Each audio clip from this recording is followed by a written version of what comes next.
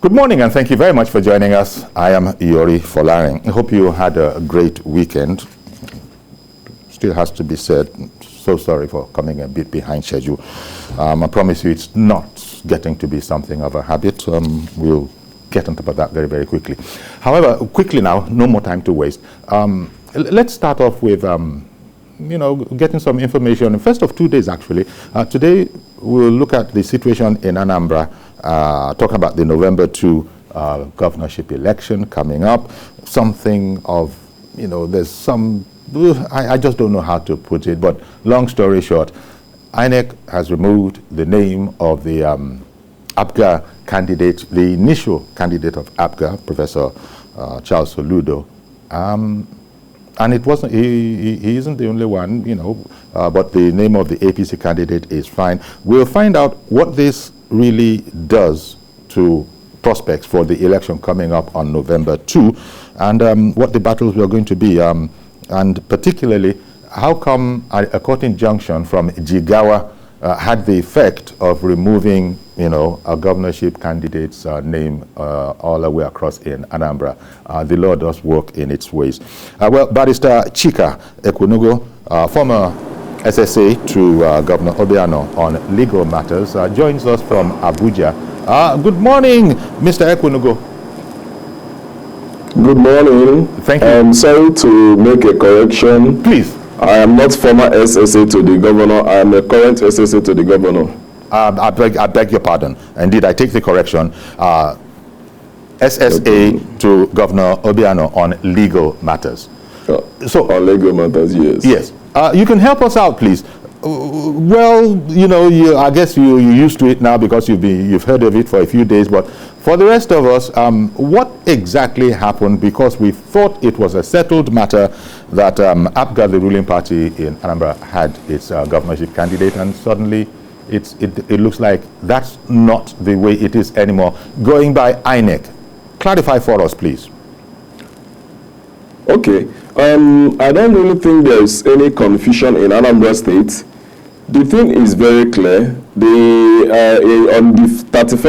the 1st of July 2021, the acting national chairman of All Progressive Grand Alliance, in the person of High Chief Judo KK, after giving INEC the prerequisite notice to hold his primaries, conducted his primaries and produced the Right Honorable Chukwuma Michael Umeoji as a candidate of APGA, and the list was sent to INEC, and an aggrieved person who happens to be the deputy national chairman North now went to Jigawa High Court, to assert the fact that he is the acting national chairman and not High Chief Judo KK. But the court, upon looking into the constitution of the party, they were able to find out that the person, for any reason, the national chairman is incapacitated, either by reason of resignation, removal, or whatever. The next person that is going to take over as acting chairman, pending on its confirmation by the convention, is the deputy national chairman from the zone where the national chairman came from. So when the deputy national chairman from the north went to court that he is the highest ranking member, court had to construe the provision of the APGA constitution and stated the fact that very clear, the High Chief Judo KK, being from the part where the national chairman came from, is supposed to be the acting national chairman, and the court held same. The issue of removing Chukwuma Soludo as a candidate, Chukwuma Soludo is not the candidate of APGA, because what produced him as a candidate, you can't keep something on nothing and expect it to stand. The person of Chief Victor Oye as a national chairman, his office terminated on the 5th of June 2019.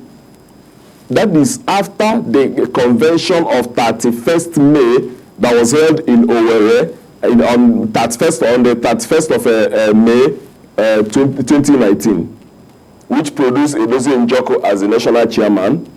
And because of Edozie Njoko abandoned his duty and was doing other things, and the election was fast approaching. APGA, if APGA didn't take up whatever they have to do, they didn't wake up, they might be lost at the INEC list.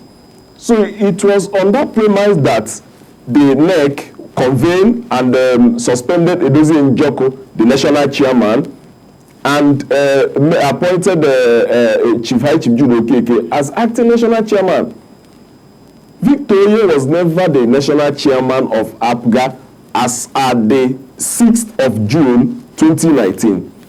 Because sometime in April, he sent a message to INEC notifying INEC of the World Congress, Local Government Congress, and State Congress. And the dates were fixed for the 3rd, the 2nd, the 3rd, and the 6th of May 2019. Then when that was done, the list of people that emerged from the Congress was given to Victor Oye in Abuja. Having seen that the list would not favor him, what he did was to do what? Gather some of his friends on the 14th of May. And the offices of the current executive then expires on the 15th.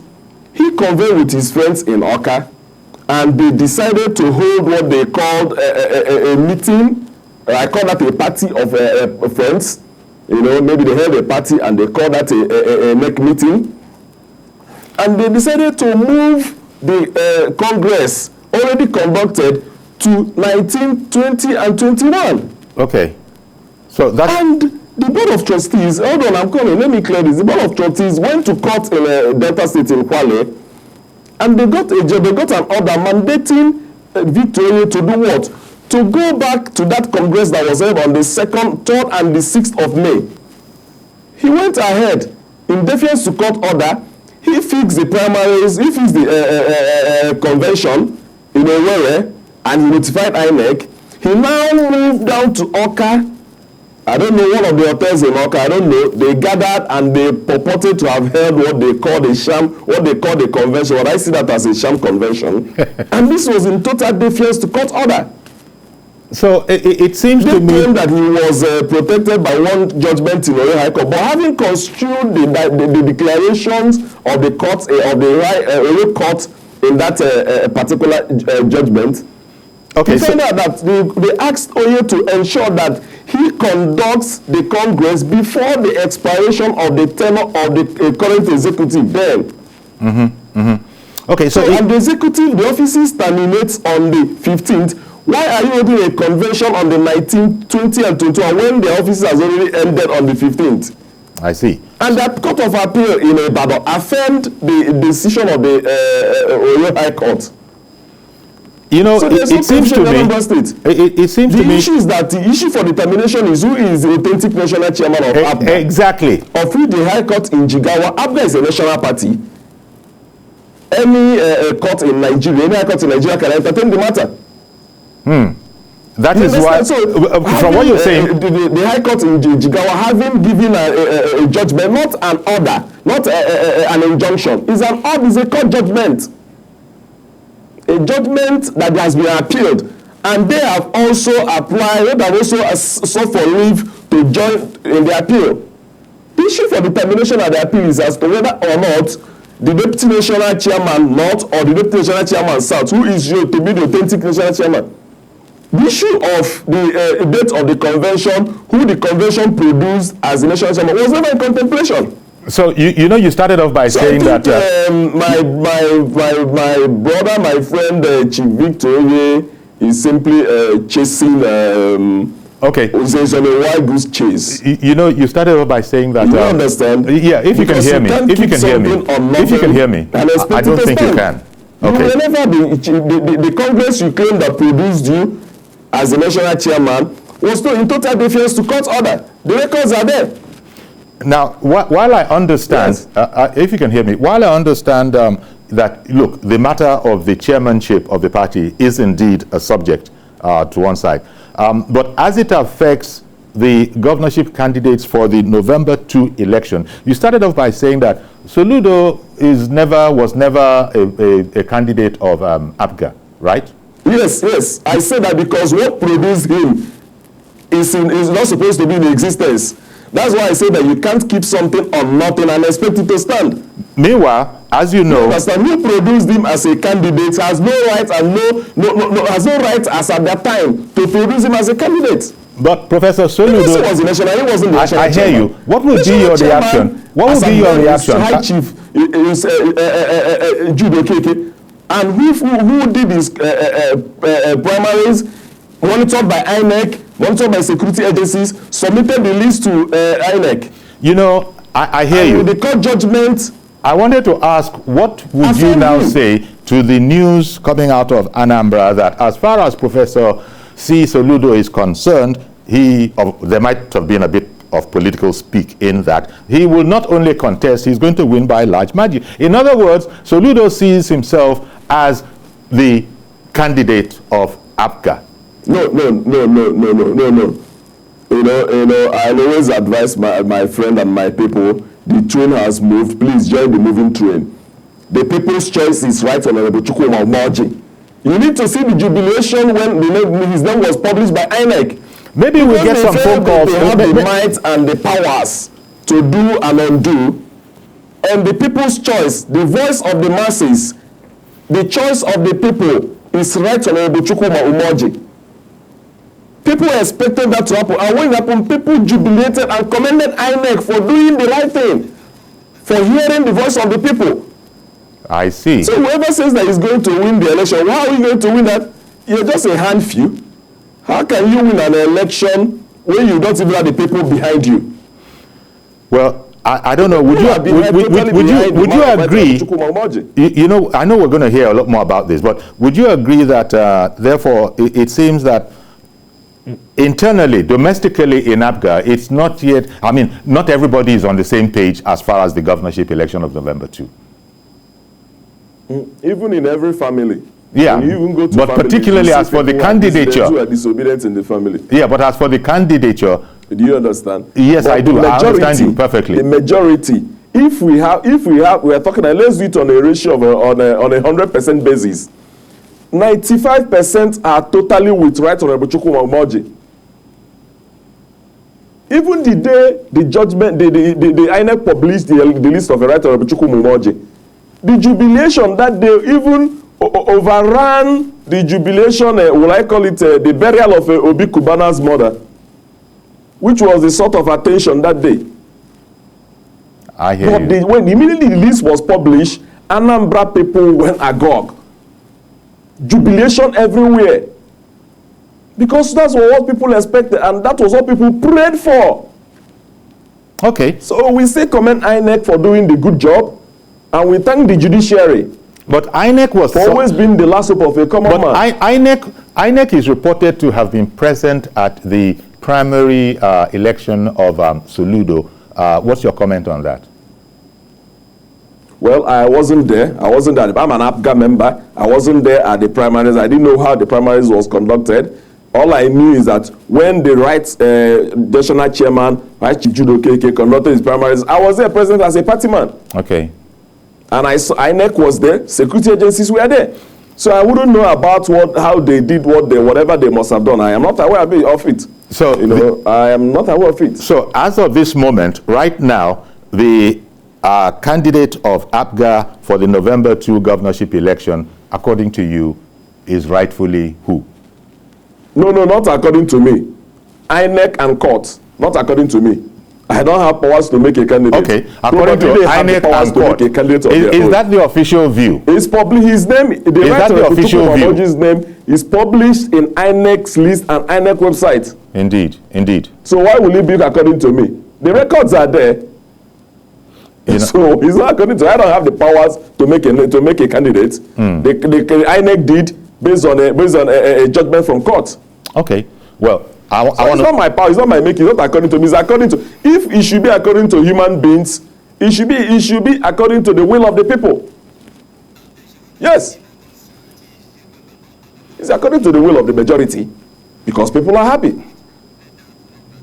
I see. I mean, you can probably understand it when people say, they don't quite understand, because there's so many voices coming out of Anambra in terms of either falling on the left or on the right. In other words, it's not as settled as you are making out, according, as you've said, according to the courts and according to INEC and according to the law. Why is there still, agitation, so to speak? As you know, I'm not telling you, as you know, Soludo has been in the press saying that he is very much in the race. Man can even hold a waterproof to save you while sinking. The battle is not over. They keep struggling, looking for a very means to probably truncate the people's will, truncate the rule of law. But I can assure you, it won't hold water. Okay. Without prejudice to any person, I'm being very sincere.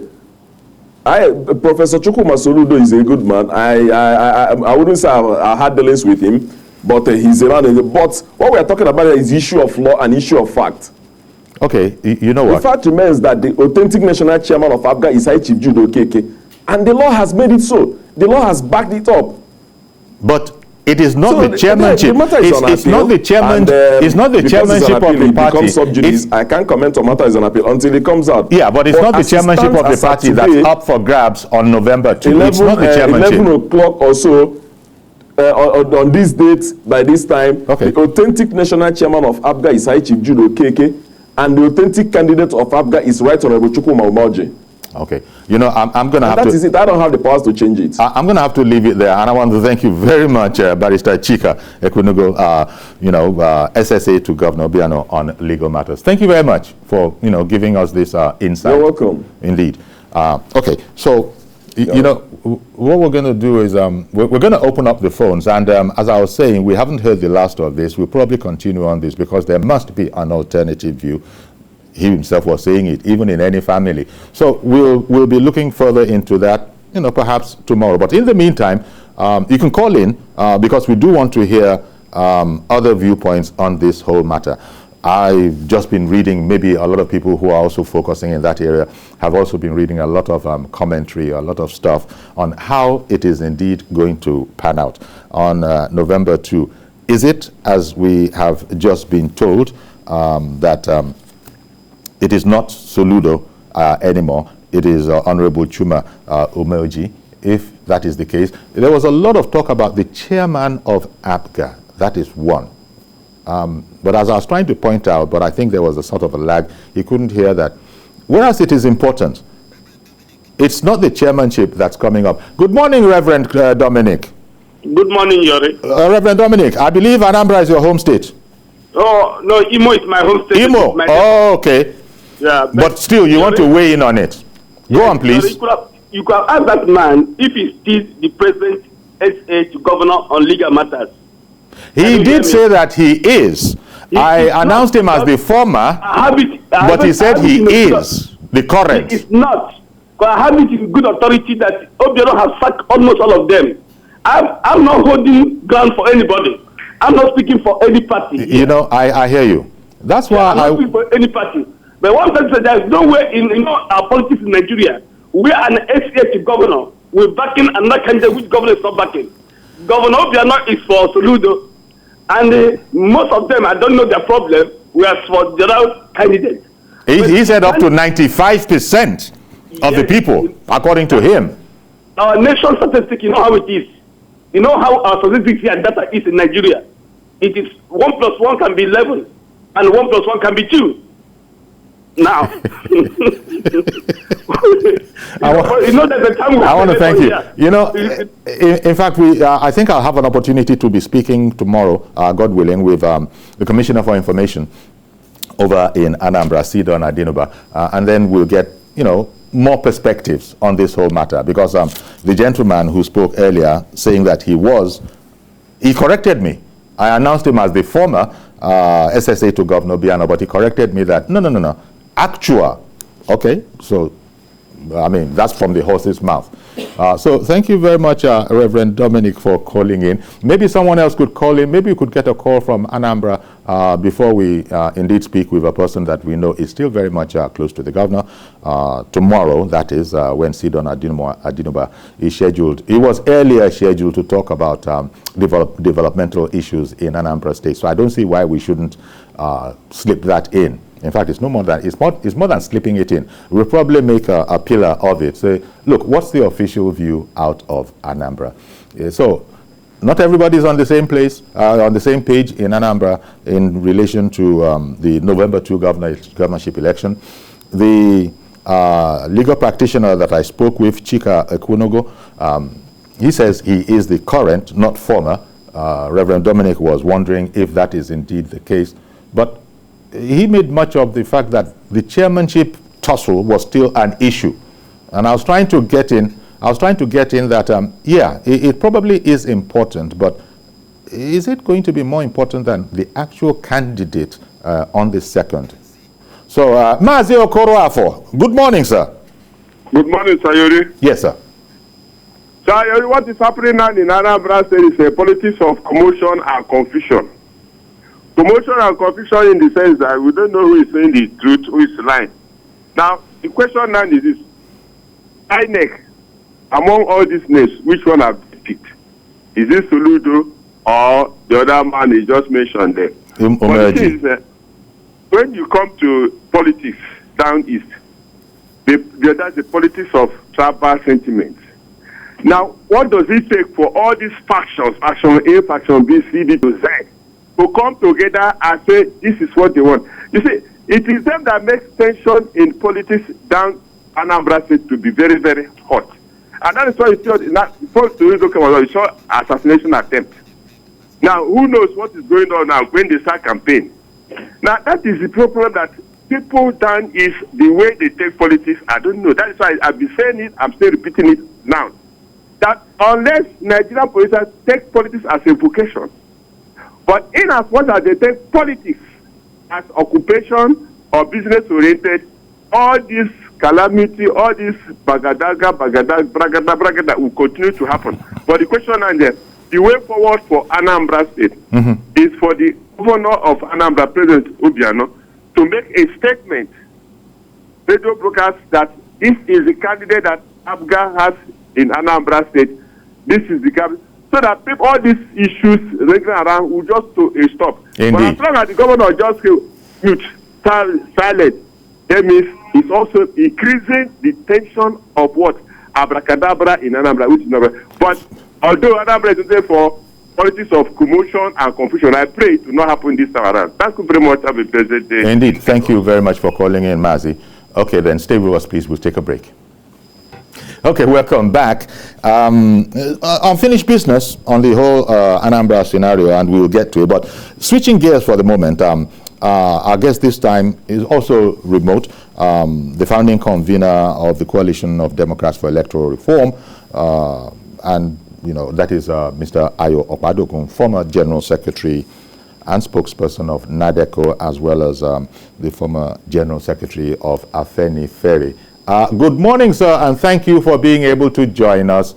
I thought that with all that's going on in the polity, as it relates to the electoral, bill, and the whole brouhaha that has evolved. Now, INEC, as you know, has come in over the weekend to say that actually it does have the wherewithal to transmit results electronically, which you know is a big bone of contention. And that's apart from the whole matter of restructuring that we might have talked about. Would you like to quickly comment on this latest, shall I say, I don't know if it's a crisis, but it certainly has led to very high feelings in the National Assembly and indeed in commentary circles around the society? Well, thank you, Yori. My problem with the Nigeria state is that Nigeria state is yet to be ready to run a free, fair, and credible election that can meet international best practices. We are still chasing shadows rather than the real objects.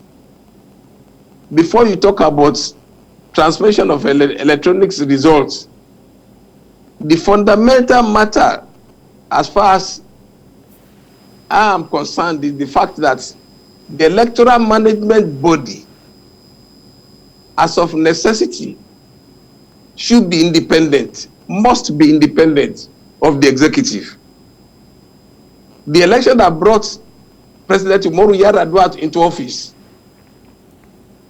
as far as that president was concerned, he recognized that it was faulty, flawed, and he set up a Justice Mohammed Uwais electoral reform panel, which had sufficient collaboration assistance from development partners in terms of logistics, in terms of resources, in terms of funding. And it lasted for virtually 2 years plus, almost 2 years. And it had the best of advice. And it gave certain critical recommendations. One of them was that the sitting executive must not appoint the electoral management body. Nigerian State is still doing that. And look, my example that I used to illustrate this matter is this. ICC Shooting Stars of Enugu, of Ibadan, Enugu Rangers of Enugu, they are competing in a football match, and you ask the Enugu Rangers to appoint the referee. You know, that is already, you are walking to the answer.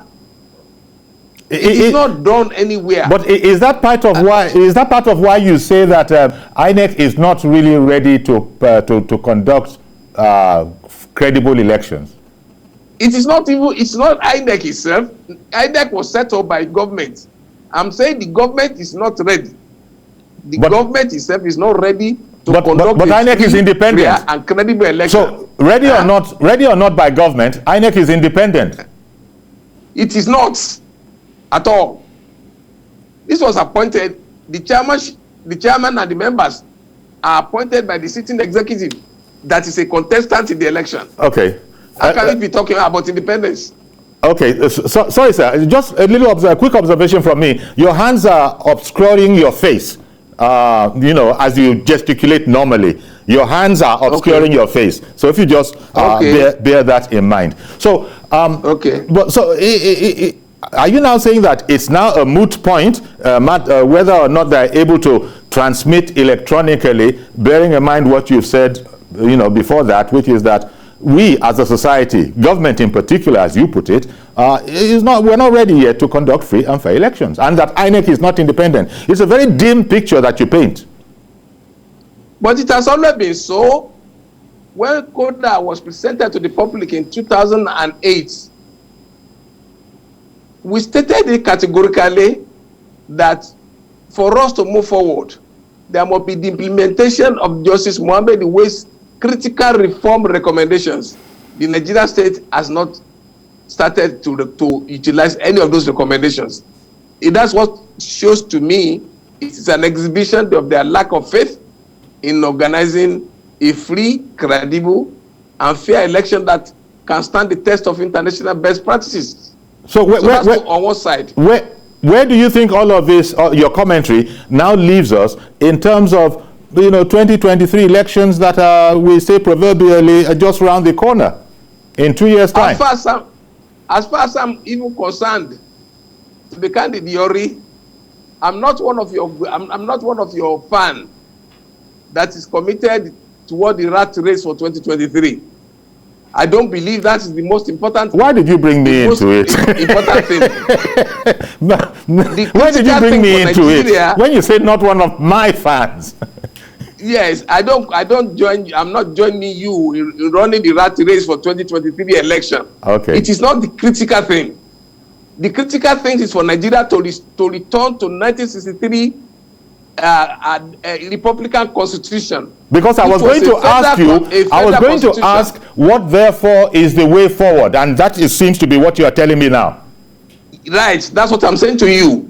Look, all these so-called elections, I will ask those who are really contesting, running after 2023. How many elections have Nigerians conducted since 1999? what are the benefits that have accrued to Nigerians from those elections? Is the living condition of our people better off than when it was what it was in 1999? I dare say, with all sense of responsibility, that we have not moved the needle. And the only way by which you can move the needle is for us to go back to the negotiated federal constitutional governance upon which Nigeria secured its independence in 1960. Mr. Akpado, and that is to say that the constitution that recognizes that Nigeria is an heterogeneous society composed of over 350 ethnic groups with different languages, different cultures, different traditions, different religions, different artifacts, different mores, different folklores, different morals, but all of them given free rein, and they meet at the center. That is what we must return to. The military. You know, I hear you, Mr. Pado. Could I get a word in? I hear you, sir. I hear you, sir. Yes. But as I said, and you said it's always been so, it's a very dim picture that you paint. I mean, what is there no chink of light at all? Surely it can't be total darkness, birimu. If you let me, if you allow me to respond. Okay, sir. I would disappoint you again. I do not see the light at the end of any tunnel. The situation remains dim. We have fire on the roof, and yet we are joking about it. Those who have been cheated, those who have been sidelined, those who have captured the apparatus of the Nigerian state have barely constituted themselves as the owners of the country, while the rest of us are sideline speakers who have no stake in what you call the Nigerian project. And that's an unfortunate thing. It cannot go on like this. Yeah, but with due respect, sir, I would say, with due respect, sir, I would say that INEC has been, campaigning a different story. Whereas it has been said, you remember, I'm paraphrasing former President Obasanjo, there's no perfect election anywhere, paraphrasing former President Obasanjo. But the thing is, the reason why Obasanjo will say that because he conducted the worst one in Nigeria. President Obasanjo conducted the worst election. And rigged himself out. That is INEC under the administration of President Obasanjo. Because he wasn't Obasanjo. And rigged himself with that body. Can't you remember that somebody was in prison? And he contested and won a Senate seat. Have you ever had that one happen? The Federal High Court said the election should not hold for the re-election for the by-election of the Senate, and yet INEC held that election, and the man was returned to the Senate. And you said earlier that you are not among those looking towards 2023 with optimism. What would you say if I were to say that might you not, sir, be in a minority because it's all dim to you? Well, I hope you are not living in the other world.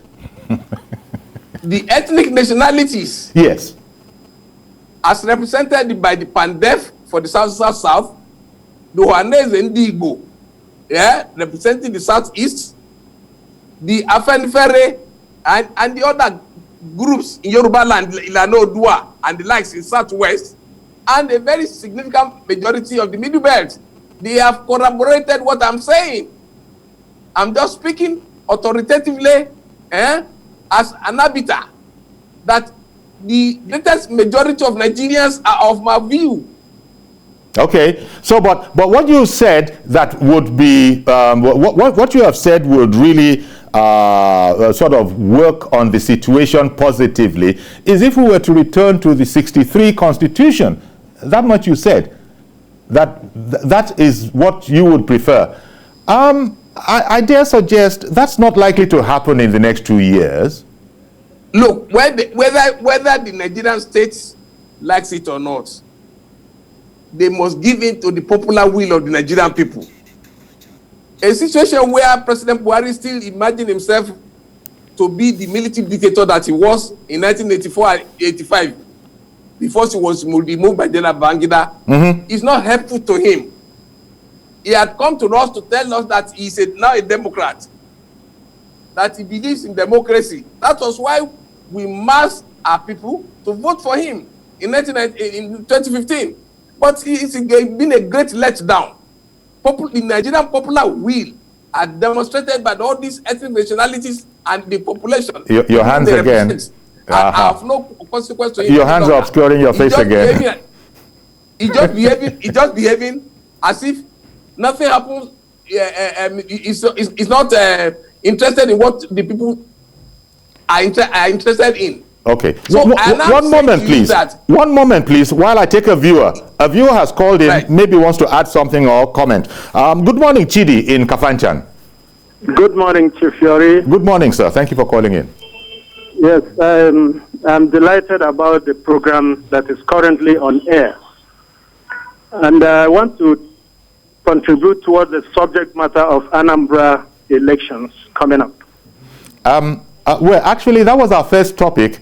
And I don't know if I can appeal to you that could you keep your gunpowder dry, and then tomorrow, you know, we'd really be able to go into Anambra. But for the moment, we're looking at Chief Obadokun's, Mr. Obadokun's assessment as for 2023. He said, in fact, he's putting no stock on it unless we go back to an earlier constitution. And I said that he might be in a minority. Would you like to comment on that?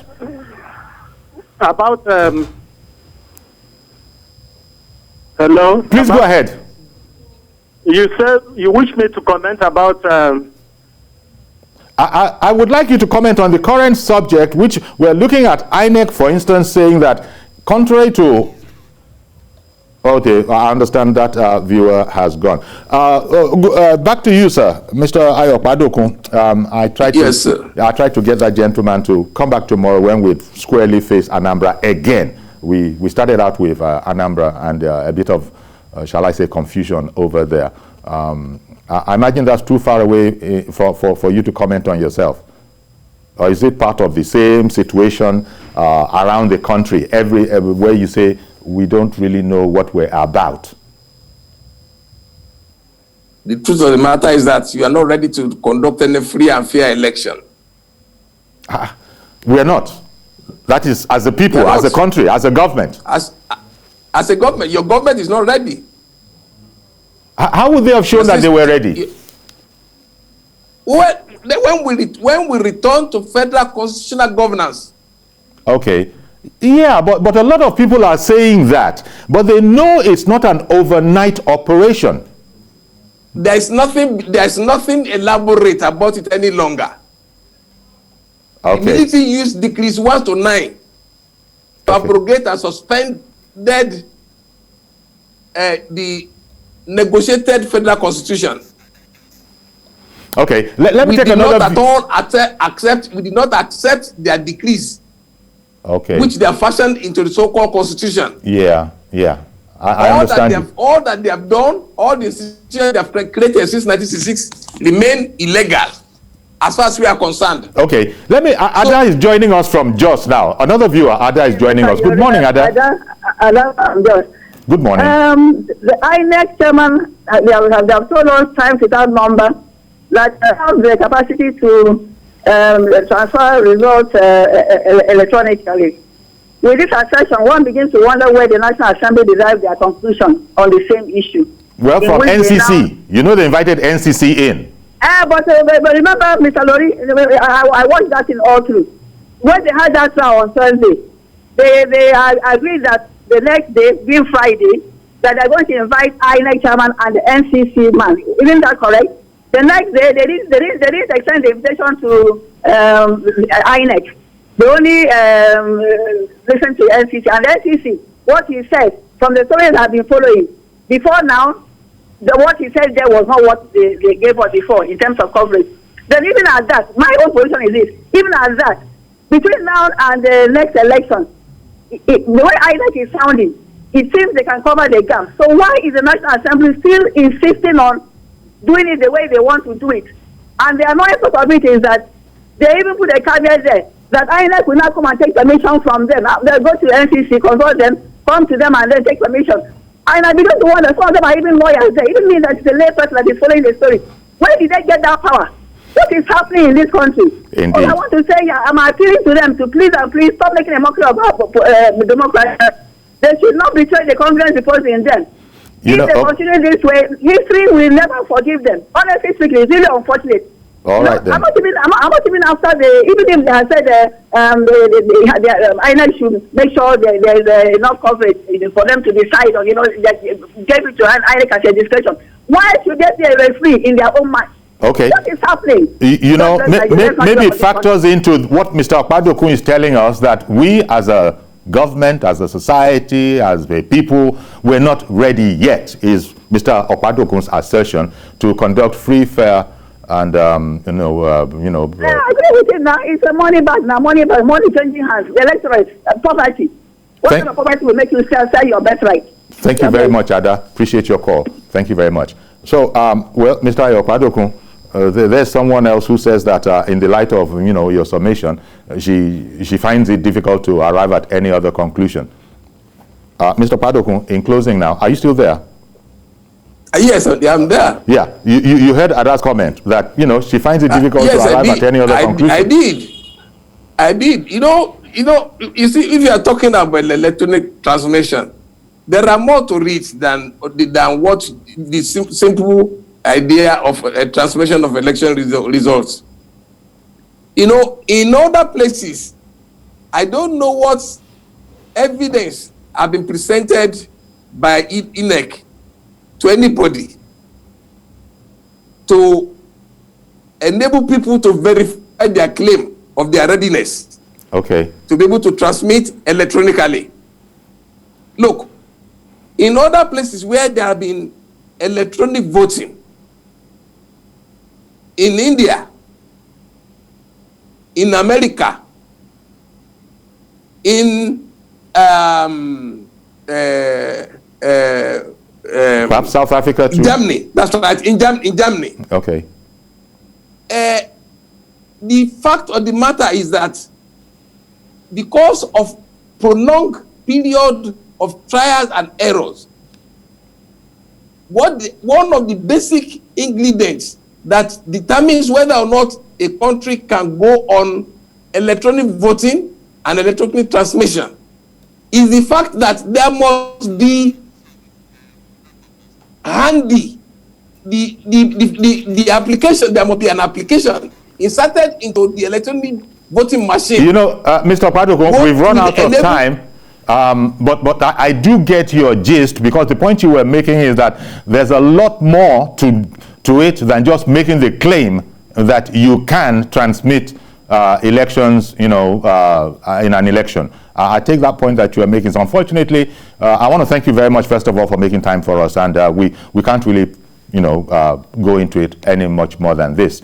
But also, I want to say in closing that what we started with the situation of the November 2 election in Anambra State, we'll continue with that, because we need to get Governor Obiano's point of view. And if Governor Obiano is not available, or is not in the country, or is not in town, whatever, tomorrow we'll be speaking with his Commissioner for Information and Strategy in the person of Sidon Adinoba. Then we can get more into the matter. So our thanks once again to the barrister Chika Ekunugu, who started off. He says he's the SSA to Governor Obiano. Somebody has wondered if indeed he still is, if he's going against what he thinks, where he seemed to be speaking against what that contributor thought of as the governor's position. But all of that, keep your gunpowder dry till tomorrow. We'll have to end the program here. So I'll see you tomorrow, God willing, for a fresh edition. I'm Yori Folani. Bye-bye for now.